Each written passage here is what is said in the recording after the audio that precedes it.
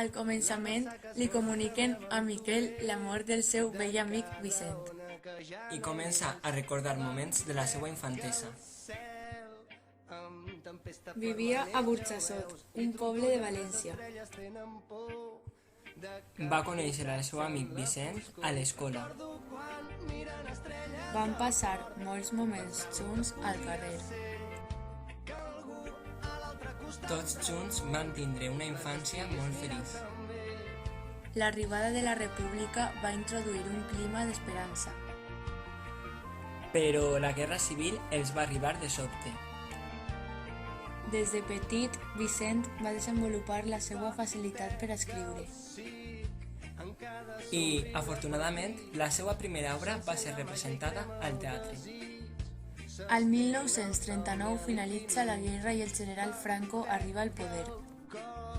Miquel és obligat a entrar al seminari, on es dona compte de la seva homosexualitat. Al llarg de la seva estança es va enamorar d'Eduald. El padrastre s'assabenta de la seva orientació sexual i li obliga a casar-se amb una dona. Miquel abandona el seu poble perquè es sentia infeliç i viatja a París en tren.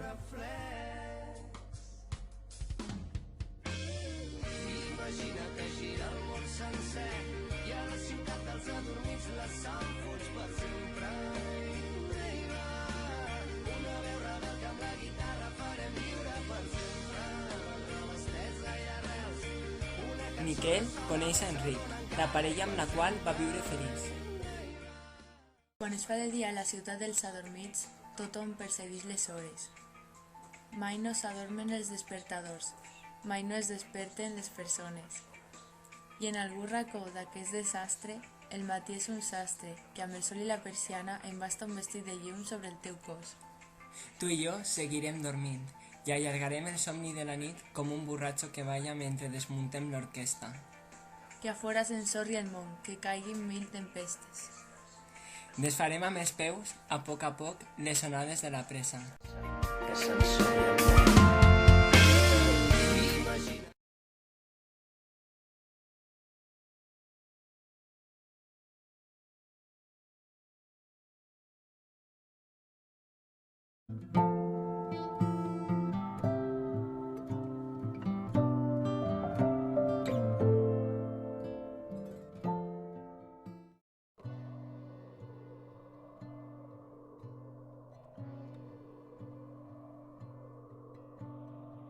Hi ha un vocabulari que se sent en paraules, que no s'escriuen.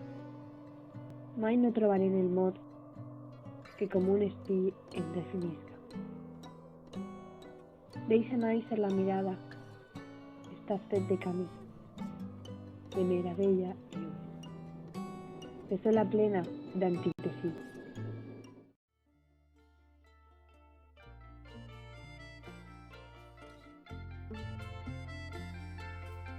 I altra vegada, en l'arbre de la soledat, en la secor absoluta del no, del mai que envadeixes i ompli la vida